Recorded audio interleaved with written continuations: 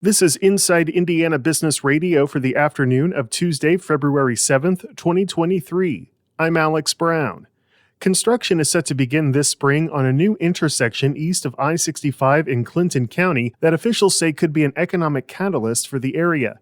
County Commissioners President Jordan Brewer said development in the area will be anchored by a $30 million entertainment and mixed-use project from Winnemac-based Good Oil Company. We knew we needed an anchor investment that would focus on the entertainment and social activity aspect. And so this was kind of that first one that we believe will open up the rest of that corridor. The project will include an event center, a 5,000-seat arena, and RV campground. Brewer said the county hopes to attract additional investment in the area, particularly in the agriculture industry. Evansville-based Berry Global has consolidated its global tooling division, a step the packaging manufacturer says will streamline plastics production capabilities.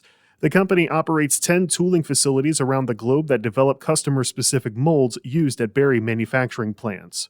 Berry said the new streamlined process will result in faster turnaround times by eliminating potential back and forth with third-party tooling manufacturers.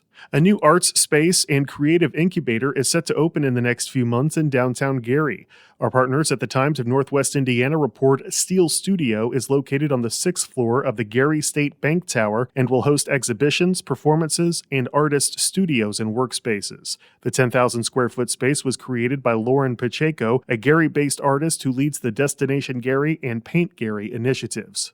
From the number one source for Indiana business news, this is Inside Indiana Business Radio. Has your company grown at a rapid pace over the last 2 years? Nominations are now being accepted for Fast 25, IBJ's exclusive list of fastest growing companies in Central Indiana. Honorees will be spotlighted in a special publication in the IBJ and celebrated at an event on May 9th. Check out the changes to this year's criteria to see if your company qualifies. Learn more and submit your nomination by March 1st at ibj.com/nominations. In today's business environment, every company is a tech company. Interested in learning more about emerging technology trends that can make an impact on your strategy in 2023? Join us February 15th for IBJ's Technology Power Breakfast to hear from top tech entrepreneurs, investors, and up-and-comers. Our panelists will dive into key issues and trends that will inspire fresh ideas. RSVP or reserve a corporate table for 10 by February 9th at ibj.com/events.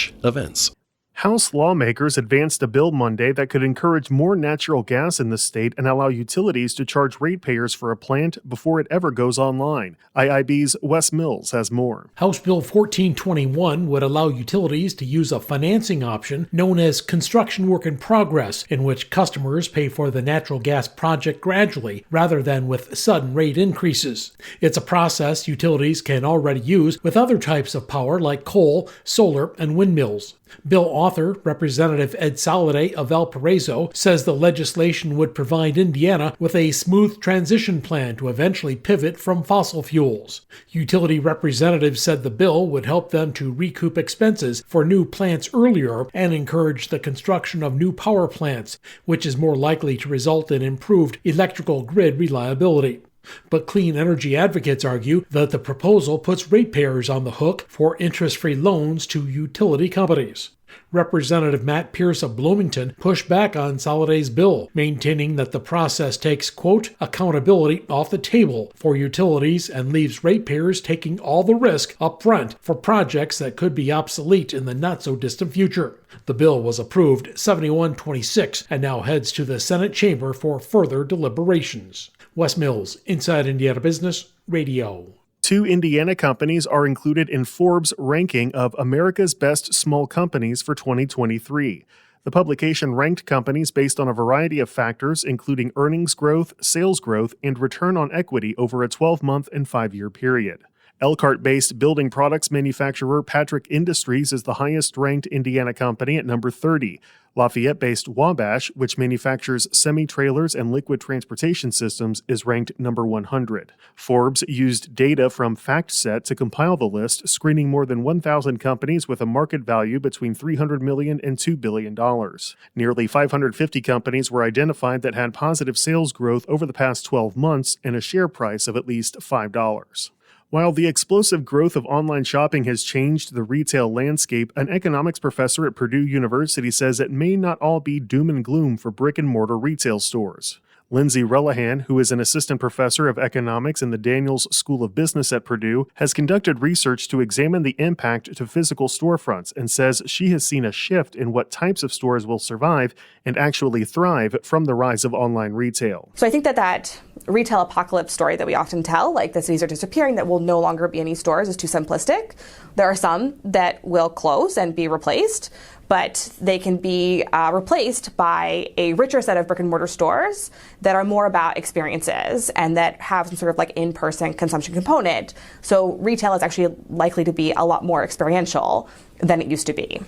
Ball State University on Monday officially introduced its new athletic director. Jeff Mitchell joined the Cardinals after serving as deputy director of athletics at the University of Southern Mississippi since 2018. And I've been asked before about what my dream job is. And I've always responded with, I don't really know how to answer that question.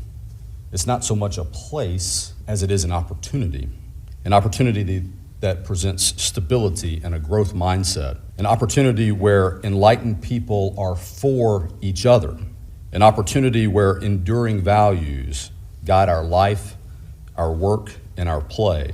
And over the past few months, and especially the past few weeks, it has become abundantly clear that opportunity is right here at Ball State.